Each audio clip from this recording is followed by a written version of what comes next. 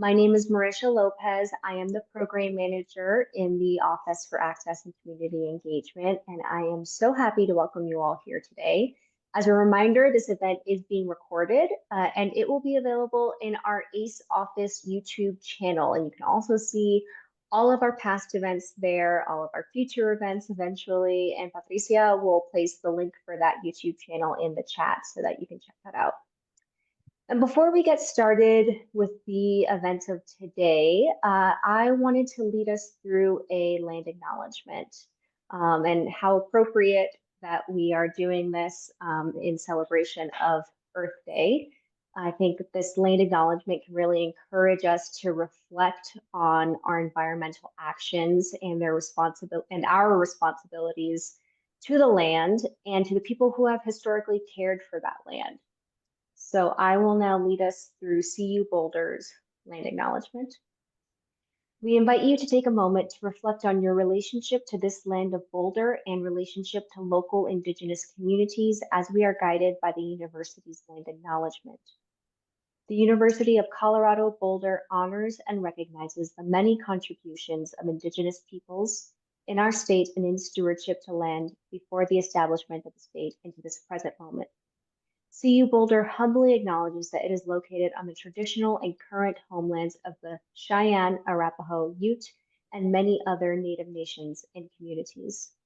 The violent forced removal of Native people from these territories has caused devastating and lasting impacts. These histories have brought us to the present moment, wherein the University of Colorado Boulder is determined to commit to improving and enhancing relationships with Indigenous communities and issues locally and globally.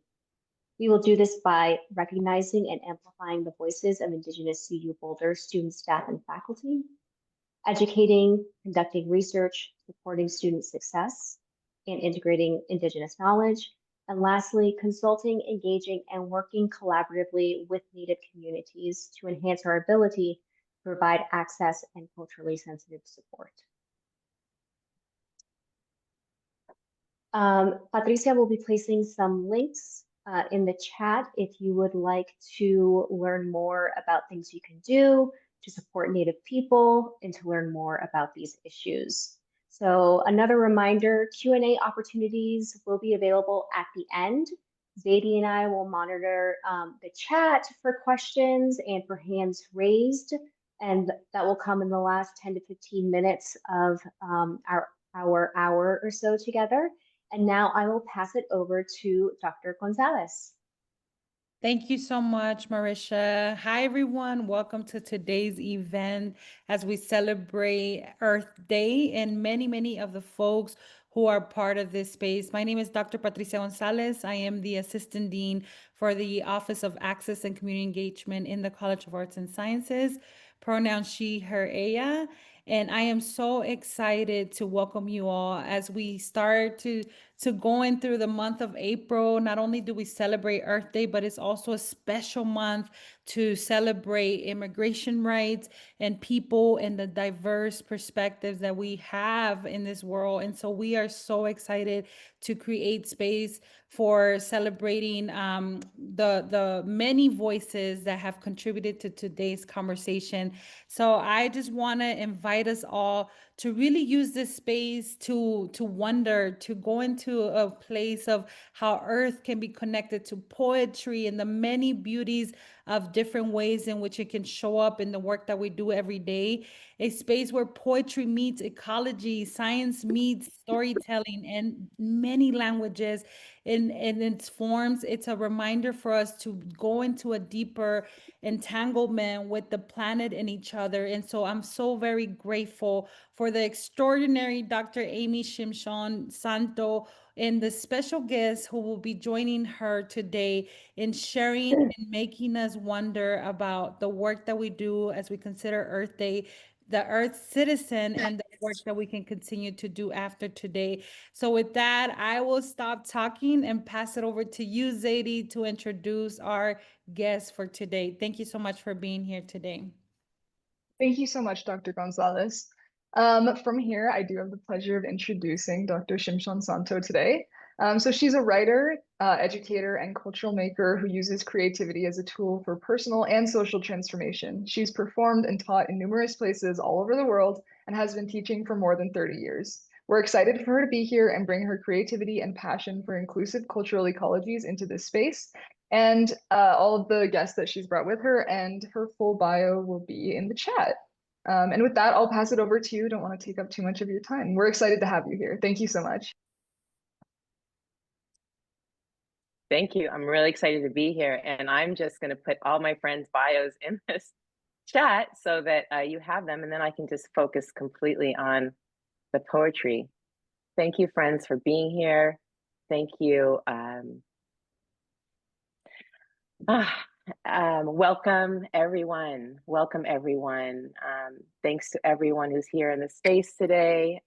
Thank you to the Office of Access and Community Engagement, Dr. Patricia, Marisha, Zadie, College of Arts and Sciences at Boulder, Colorado, for having us here today, for inviting me and allowing me to bring in my lovely friends, who you can read more about. Everyone who's joining me today is a writer in their own right, does their own work, and they also happen to have been playing this kind of literary game with me of passing poems back and forth between our different languages.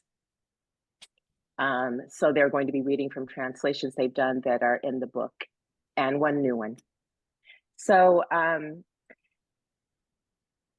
why ecopoetics? I guess, you know, on World today is Earth Day. The Earth Day is 55 years old today. But I'll start with a little word about ecopoetics. Storytelling is an ancient human practice. And I want to welcome you to this space today as a creative community of learning, inquiry, and creation.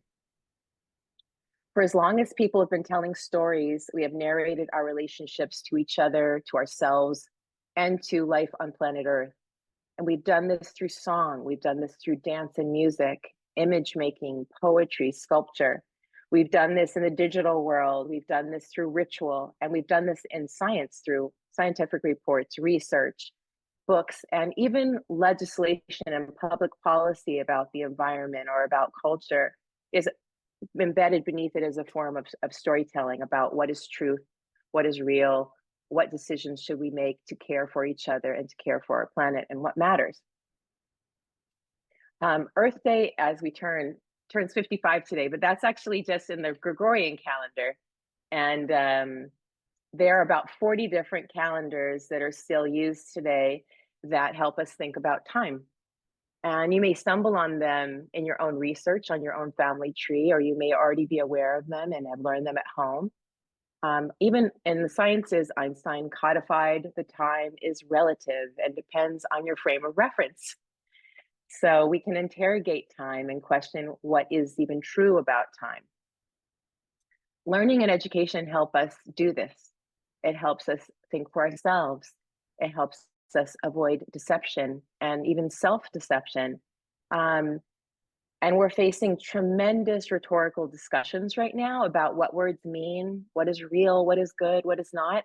So it's a great time to be a learner, and it's a great time to be a writer, because we have many words that we can bring in, and there are new words that we can invent. So I have immediate family in the United States, in Canada, in Uruguay, in Brazil, and in the Middle East. So it's not really a question for me. The idea of one simple nationality just is never going to work for me as a person and as a creative and as a thinker, as a social scientist. And also I have dear friends in different countries and across time zones who have really had a huge impact on how I think and who I love and what I feel about being alive at this time. So it seems so obvious and silly, but I need to mention that at a time like now, because there's so much storytelling that puts migration and immigration in a negative light. And for me, you know, I live in a big city where about 35% or so of the population is foreign born, and that helps me feel more safe and more comfortable. In the end, we're all earthlings. And Nikki Giovanni reminded us of that, the great poet. At the same time, humans have never been the only story. Most of life on Earth is not even human. We can only live about until maybe 4 or 5 minutes without air, and we can only go a few days without water. So there are many forms of life that are much older than our species too, if you think about it. The Earth is 4.5 billion years old. Trees are about, as a species, are like 370 to 390 million years old. Birds, the birds we love to listen to and to watch, are 150 million years old. In comparison, Homo sapiens are just 200 to 300,000 years old. So if you hear poets writing with awe about trees and plants and birds, it's kind of like honoring our origins, honoring the older life on Earth. So Earth Day is 55 years old today, but in very little time, about 60 years, humans have basically fundamentally altered the physical, chemical, and biological systems of the planet on which we are, and all other organisms depend. And in the Anthropocene, some examples of this are rapid environmental destruction, carbon dioxide emissions, global warming, ocean acidification, habitat destruction, species extinction, natural resource extraction, and in the case of these rampant wars and conflict and traumatic harm, even taking actions that devastate our own species. So today, actually, though, we're here to celebrate Mother Earth, celebrate the Earth, and to celebrate with poetry. And in this case, I would say planetarian eco-poetry, to be specific. There are three things that I use in terms of thinking about the values of planetarian values. One is translocalism, and we're going to be hearing from poets and poems from different places. We have contacts and connections to different places. Plurilingualism, I think, is also very important because you can't really fit all of the knowledge of the world into 1 or 2 or even 5 languages. It's just absurd. There are 200 languages spoken in the city where I live in LA, and there's 7,000 living languages today. And we can learn a lot from all these different languages. And then finally, it's the idea of multi-species. Most of life on Earth is not human at all. So, right? I am going to let me make sure I can open this up. I'm going to share my screen for a moment.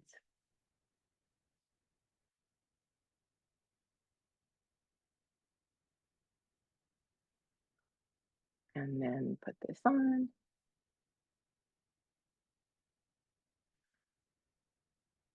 So the book that we're playing with is, it's just kind of a vessel. Think of it as a basket or a party. It's just a chance to bring ideas together. And it's through play, random experiments in bioluminescence. Obviously, it is the play on words. How do we find our own light? How do we find our own energy? How do we find our fire? And since there's not one great, I would say there's not one great way to do that, you experiment. The cover art for the book was made by a wonderful artist named Pao Tutijiraguang. She's originally from Thailand, and she now lives in Finland. And this is just an image I wanted to share with you of just a short time ago in Los Angeles when we had the wildfires. And it was just a reminder that everything you think is solid could really go up, because it could change, it could disappear in a moment. It's kind of shocking, but this is what we're facing now around the world with extreme weather events, climactic events. And this is an image from Los Angeles. And the sky completely changed color. And then this is an image from one of the parks that I often hike in, or I used to hike in before the wildfires. This is a picture, it's a collage of my children on the left and myself on the right that my daughter took. And the idea is that, we are, I think in terms of with my own creative work, that I'm building on what my lineage, what I grow from.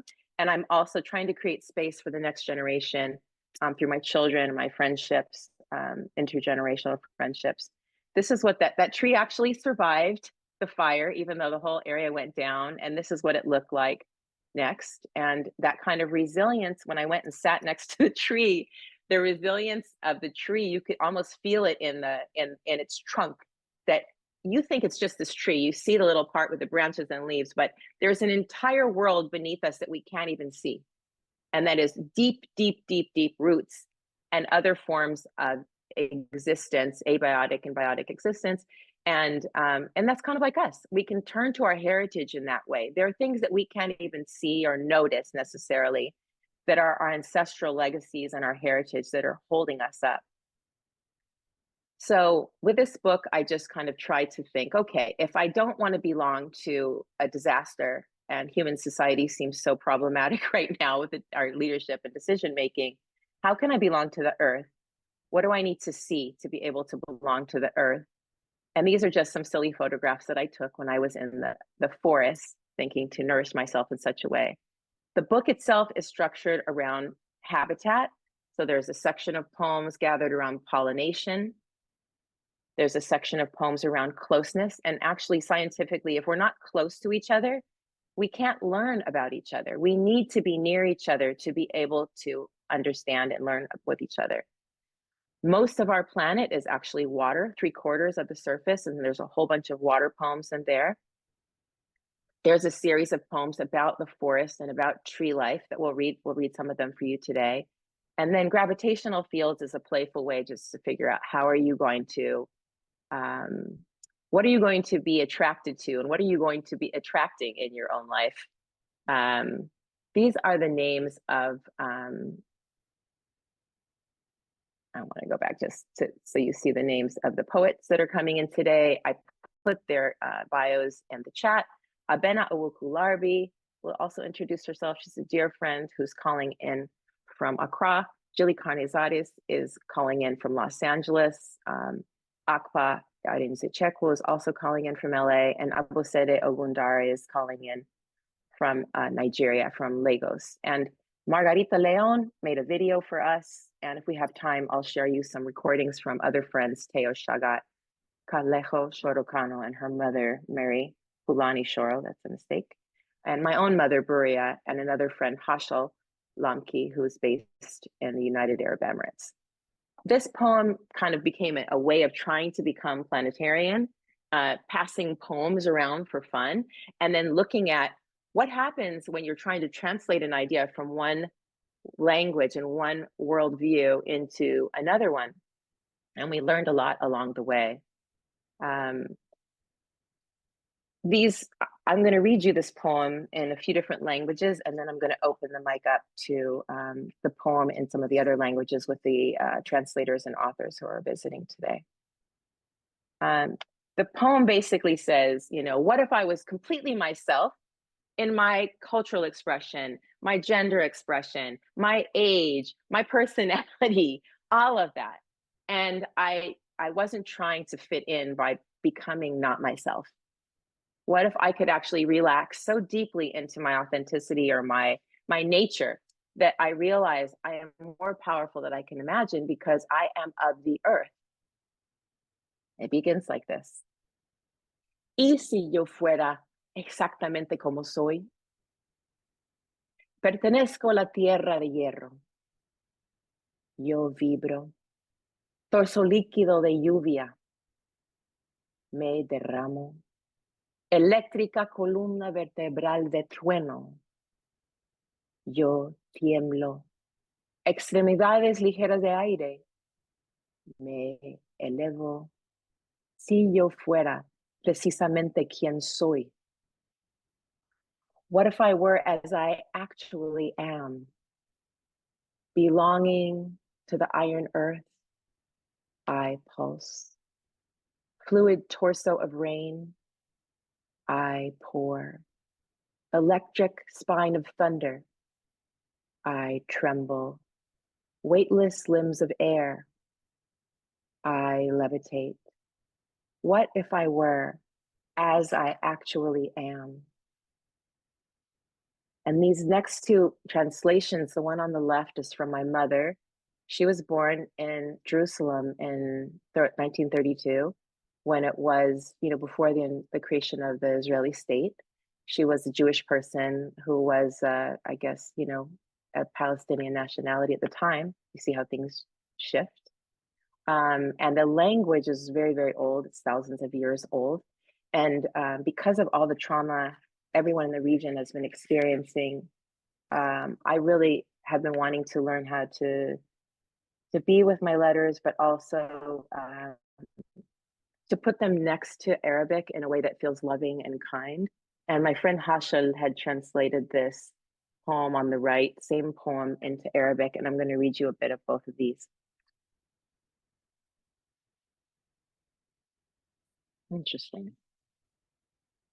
Or here we go. Or I was. Here we go. Okay, Hebrew. Ma im haiti כמו שאני בעצם. אני שייכת לאדמת ברזל. אני זורמת. גוף נהר של גשם נוזלים. אני שופקת. עמוד שדרה חשמלי של רעם. אני רועדת. חוסר משקל גפיים של אוויר. אני מרחפת. מה אם הייתי בדיוק כמו שאני? And from Hashel's translation, ما لو كنت الأرض الواقعية جذورنا هشتية تسلسلة إلا نطفة أرمانخنا إلا نوات أجدائنا دبدبا تهديمة العون وقام صورخة لعنية إلهية تنطر وتضحك في أفق واحد ماذا لو لم تكن دكان إنها قد مضى كأن لو كان ولو برق تحت سحابة نارية تشعل. We have friends who have put this into many different languages, and I'm going to now introduce Jilly. And Jilly, do you want to have the full screen, or would you like the words here with you when you read? It's okay. You can have the words. Okay. Here. So hello, everybody. My name is Jilly Canizares, and I'm a musician, writer, cultural producer, and migrant to Los Angeles. I've been here for 30 years, and I grew up in the Philippines, and a place where there's over 100 distinct languages and cultures. And I grew up in a household speaking 3 to 5 languages, but in the main languages are including Visayan, the dialects Visayan and Ilocano, and there's also English and Spanish, but the closest language to my heart is Tagalog. This is a translation in Tagalog, and it's entitled, Ano Kaya Kung Ako'y? Ano kaya kung ako'y tunay na talagang ako? Kabahagi ng lupang bakalin, pumipintig. Tuloy-tuloy na katawan ng ulan, bumubuhos ako. Ako'y kuryenteng galugod ng kulog, nanginginig. Walang timbang na mga galamay ng hangin, lumulutang. Paano kaya kung ako'y walang kulang, talagang ako? Thanks for having me. Oh, Julie, I love that so much. You said when you were translating the poem from, sometimes we translated it through Spanish as an international language, and sometimes we were translating it with friends through English. But there was a certain part in here that you talked about what it means to be of a place. There was a word that you said there's a different word in Tagalog for being of a place in terms of your inheritance or being born or raised someplace. Do you remember that? Yeah. With Tagalog, it's like we had this conversation, right? Because it cannot be translated directly, right? Because in Tagalog, like some words are used for different things, but it still has, it has different meanings because it has less words than English. So, with this one, there's, you always have to take it into a certain context. That's why I ask you what you meant about it, because it would mean something else, totally something else once I translate it. Right. I think the fun thing about translation, thank you so much, Jilly, is how every world just has rules about what do we call things and what does it mean. And the conversations are so much more fun to have in playful ways and with language. The next writer I'd love to invite in is Abena Awuku-Larbi. Hello, everyone, again. My name is Abena, and I'm calling in from Accra, Ghana. I am a Ghanaian Beninese poet, a lawyer, and an artistic activist, working at the intersection of gender, human rights, and climate justice. And my work often reflects the tensions and possibilities within identity, memory, and place, especially in terms of how language itself can become both a refuge and a resistance. I grew up speaking a couple of languages, four from the southern part of Benin Republic. I speak a little French, of course, English, and particularly Twi. So tonight I'm sharing the Twi version of What If I Were in Twi, because Twi is a widely spoken language. Where I come from, it is the everyday language for the everyday Ghanaian.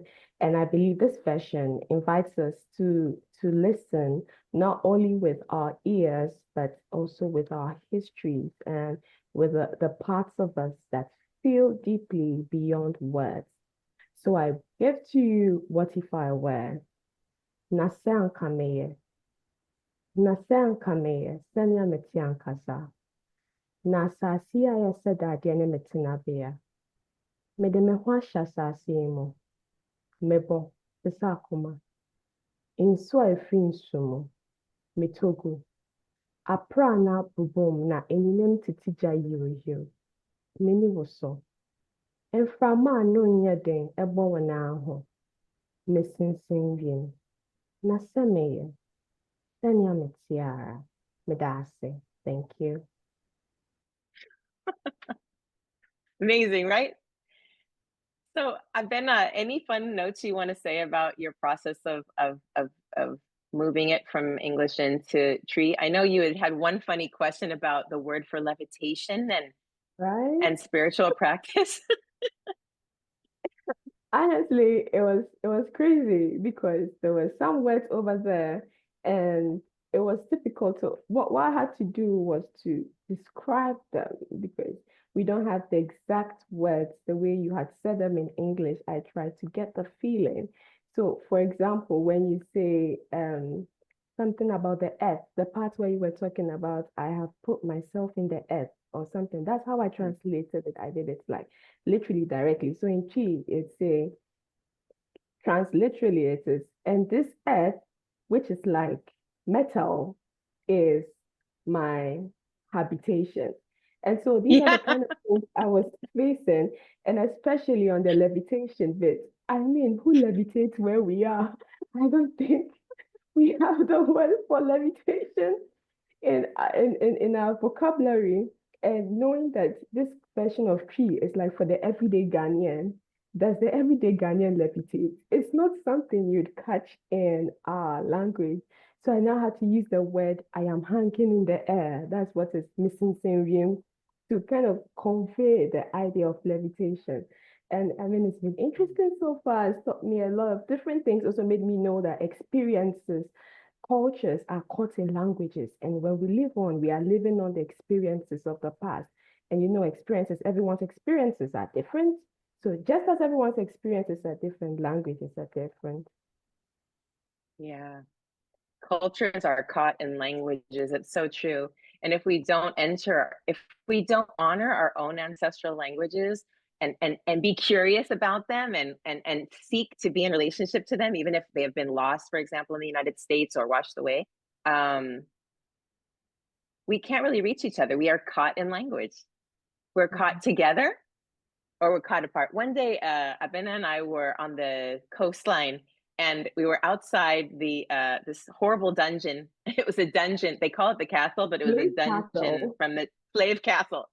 And there was a gentleman outside who was like knitting. We were talking to him and he was knitting a net, a green net to do his fishing. And he just had this teeny little tool. It was like this big. and he was talking to us and he's fixing his net. And I thought that's what we need to do in poetry. That's what I want to do in poetry. Just knit together the little web, the net of the human family again with the little stitches, the little lines in poem. Maybe language is one way to do that. Thank you both so much. Thank you both so much. Okay, now we're going to bring in a recording, and I'm going to play you a video from a writer who, Margarita Leon. She's based in Mexico. This will be in Spanish, everybody, Spanish and also Otomi. So I hope some of you are Spanish speakers and I can enjoy that. Yo soy Margarita León, soy poeta mexicana, Yes. indígena, otomí. Hablo la lengua del estado de Hidalgo, que es la variante del Valle del Mezquital, que se conoce como ñañú. Entre muchas otras cosas lindas que hemos podido hacer y yo, desde que nos conocemos, es la traducción. Hemos hecho ejercicios de traducción de su obra al otomí y de la mía al inglés. Ha sido muy enriquecedor este intercambio de pensamientos, de idiomas. Nos hemos divertido mucho con los significados y por supuesto con la importancia de llevar un poema a otra dimensión más allá de otro idioma, llevar un poema a otro pensamiento, a otra forma de ver el mundo. Y bueno, me siento muy agradecida por esta oportunidad de leerles este hermoso poema que a ambas nos gusta mucho. Y así quedó en otomí, ñañú, del Valle del Mezquital.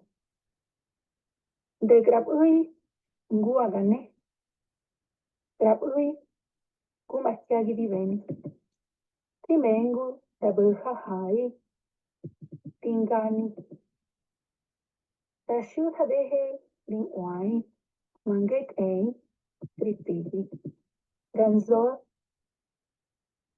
yushuta ganga ye, lihwatsi mando yu, mama ya tandahi, Garazzi. Nubugabui, Guadine, Guma Juan, To. Muchas gracias.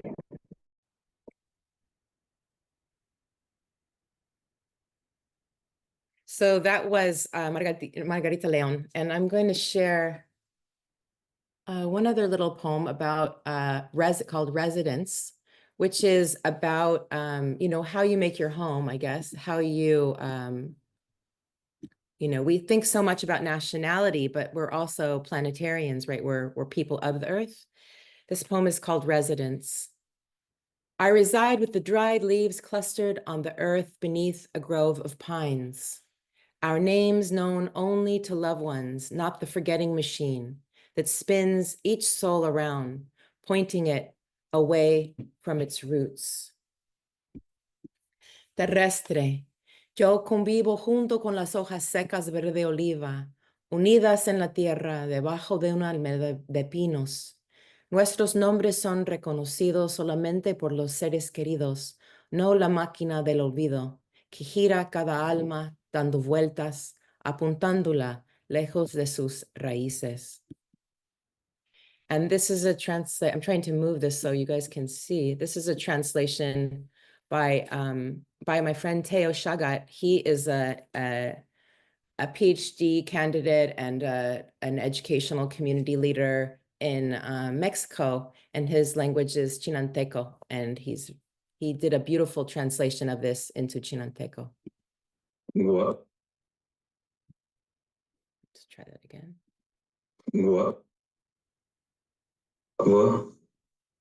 Quelqu'un m'enseigne comment re-mo ni what that ne comment lisa maku esi ne hinze in never liqui ofangi ega emi inzi muhi mungang zinze ting vincoti licenze.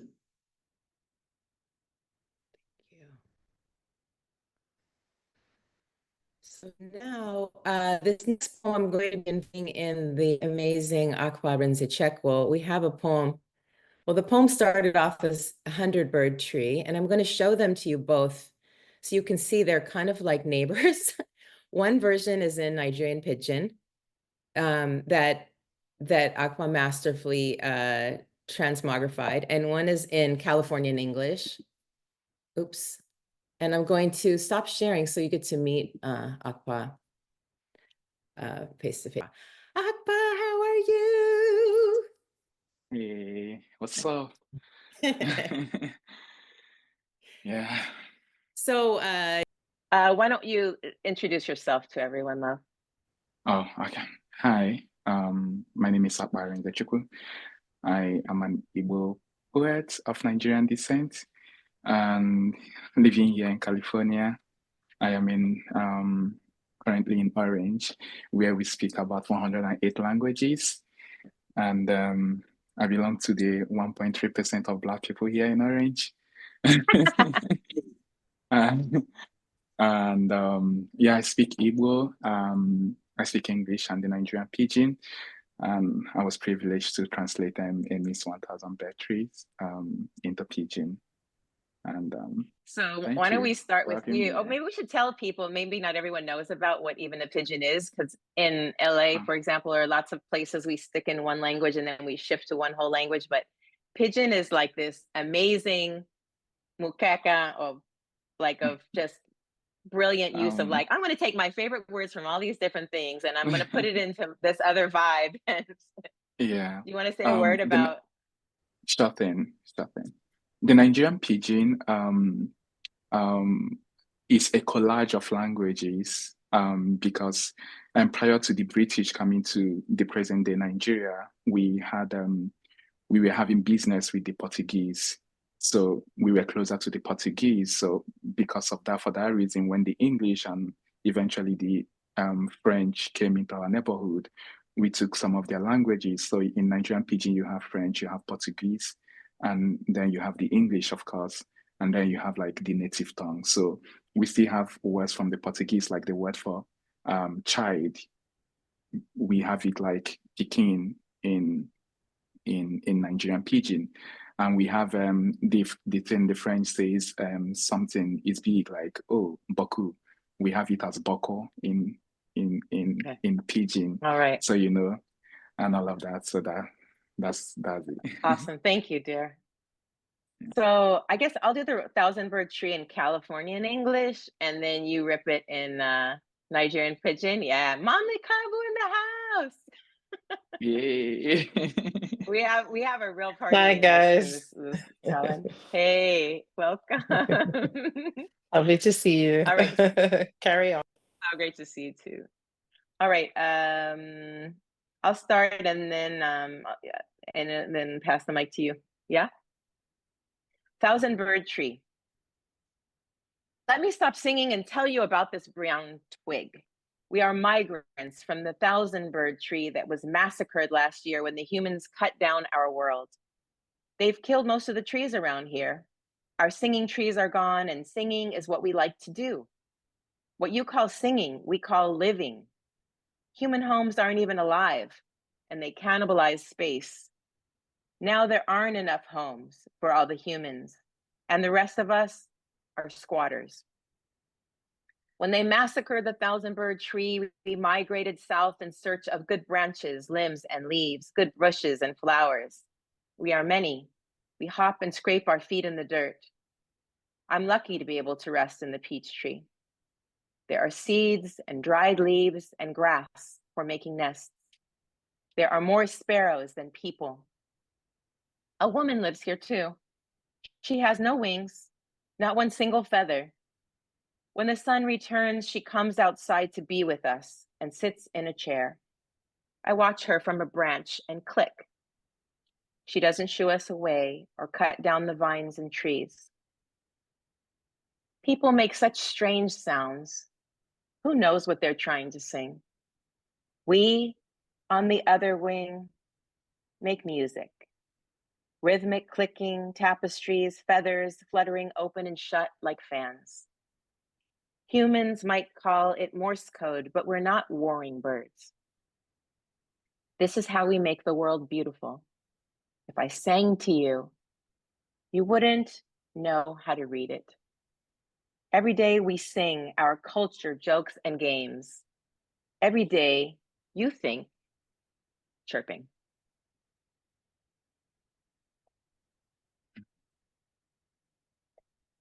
See you, love. I would be mesmerized by your reading, and I wanted that moment to laugh for a while. It's important Yeah. to laugh sometimes.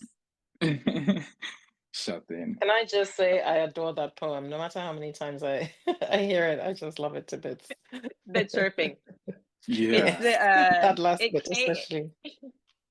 it came after studying and worrying and being impacted by gentrification for decades. And then I realized, oh my gosh, who am I fooling? All of us are gentrifiers to a certain extent, unless we make green space, an open space for other species. Mhm. All right, love. Let's hear it in Pidgin, though. You have to hear it in Nigerian Pidgin. Yeah. It's the best. 1,000 Bear Tree. Make me stop today sing for now, tell you one or two about this tree. We be the 1,000 Bear Tree where the massacre last year, where man them pursue us for our home. Them almost don't kill all them tree for here. Them trees where they sing don't go. And you self suppose sabi say singing na the thing where we sabi do. What you self call music now how we they take leave. No be even say man them home they breathe. Them just sabi chop space. We dey trust space with them because they no even get enough for themselves. When them be butcher the 1,000 Bear Tree, we begin movement reach south, make we foresee better place to handle our thing. We plenty, we dey jollificate for the thing. Me self get luck say, I see one peach tree to rest. This place get plenty things where we go fit use make our home. For here, we get sparrows pass man. One woman live for here self. She no even get wings, she no get feather. She dey come sit down with us when the sun come out. Me, when I see am, I go begin sing. She no dey bother us. She no dey reason call them trees. The sound people make funny me pass. Who sabi the kind thing where them they sing? We wey get wings sabi this music thing all through to the way our wings they beat for sky. People they call am Morse code. But no be we, they go war key person. Now like this we dey carry paint this word make it fine. If I sing give you, you no go fit sabi am. Every day, we gotta sing our thing. Every day, you think say na noise. Thank you. I love that so much. Everywhere I go, if there's someone who does Nigerian Pidgin, they're like, they want to read that. I think even Pelu Awufe, who might be still here, tried to read it once on the stage in Accra. That part, we jollificate, that's Right. like, I want that on a t-shirt. We jollificate. Because it just means to be like jolly. Yeah, sure. Great word. Well, thank you so much. Thank you so much, Àkpà. Masterful. Yeah, there's so much more we could talk about that, but I want to also make sure we have time for Abosede. So thank you, love. Thank you so much. Thank you so much for the opportunity. My pleasure. Okay, so now I'm going to call in our dear Abosede, and I'm going to show you quickly. I'm going to show you the poem together. Oh, and then we're going to undo the words so you can see it. Hopefully you can see. But in this case, Abosede kindly brought this poem. I said, choose any poem in the book that you want. And she said, I would like to either do Lemon Tree or Murmuration. And these are what the two poems look like. And ooh, if you look at all the diacritics on that Yoruba, that's how you're going to hear something. And of course, Abosede is a poet in her own Right, but one of the things poets do as literary citizens is we create spaces for each other, we do translations with each other, and that's one of the ways we show literary love. Now I'm going to stop sharing so you can meet Abosede close. Welcome, Abosede. Hello, everyone. It's so nice to be here. Thank you for having me. My name is Abosede Gundari. I'm a poet and writer from Nigeria, and I will be reading one of the books, one of the poems in the Purple Book, Memoration, which I translated into Yoruba language, and I titled Àkpà. So I speak English, Yoruba language. Growing up, my household, we actually exchange words in our native language. Like that's the rule. We speak Yoruba language in our home, in my home growing up. So I grew up speaking more Yoruba language and Nigerian Pidgin in my community, and of course English language in school. And I'll be reading one of the my translation of Memoration, which is Àkpà. Thank you. Nínú ayò ojú àlá, mo léfò téńté lórí igi, ṣùgbọ́n nígbà tí mo jí, kò fà ní ìdákọ́rọ̀ mi. Ibùgbé ọmọ aráyé ń bẹ lórí ilẹ̀ tí ń ṣe bí ààbò fún èrò tí kò lè fò. Àwọn ẹyẹ dúdú ń jó lókè òrùlé, ìró wọn ta sókè yíká òwúrọ̀ kùtùkùtù. Mo sáré lọ sójú fèrèsé, bẹ́ẹ̀ gẹ́gẹ́ ni ọmọdé tí ń bẹ nípa yàkè òpópónà ṣe. A bẹ́ jáde lẹ́nu ilẹ̀kùn rẹ̀ sí ẹ̀bá ọ̀nà. Àjùmọ̀yà apá wa fífẹ́ rẹ̀ bíi ti ìyẹyẹ bí a ti ń wo ìṣe ìparapọ̀ àwọn ẹyẹ dúdú. Shimshon, àwọn ẹyẹ fẹ́ kí a wò wọ́n, kí a gbọ́ wọn. Àwa náà pàápàá gbọ́ bí a ti dúró ṣinṣin lórí ilẹ̀ bí igi àràbà. Thank you. Thank you. Àkpà's applauding. So will you tell me just about the araba? So fun. Did you notice anywhere? I have to read it to you guys in English. I'll read it to you guys in English too. But the araba, the last word, is a kind of tree, right? It's the oak tree. Oak tree, yes. So when I spoke to one of my friends, like after translating and I spoke to one of my friends, so we have what is called Afetia, where we get to translate the word from the language the word is originally, which is oak tree. So the translation is actually Oaku, like what the real meaning in Yoruba is Araba, Ike Araba. And yes, so is that Oaku or Araba, but Araba is the indigenous word for oak tree. Oak tree, beautiful. Okay, I'll follow you with the English and then we'll open it up because this is a great group to have a convo with. Murmuration. In the joy of a dream, I levitate in the tree canopy. But when I awake, gravity is my anchor. All the human dwellings are on the ground, sheltering land-bound bodies. Blackbirds dance above the rooftops, crackling sounds in the fresh morning. I run to the window. So does the child across the street, exploding from his door onto the sidewalk. Our arms open in chorus, wide as wings, while we witness the splendor of blackbirds flocking. Shimshon, the birds want to be watched and heard. Our bodies listen, planted in the ground like araba, like oaks.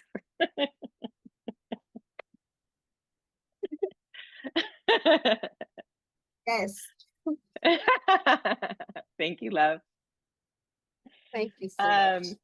But thank you. I appreciate all of the words and poetry in many beautiful languages I have not heard spoken ever. That was beautiful. Thank you so much for writing that message. We welcome comments. I myself found myself feeling many emotions as I listened to the different voices in this space. And I'm just so grateful to have been able to share this space with you all. So thank you. No questions for me, but just want to amplify my gratitude for you all taking the time to read this in your own languages. So thank you.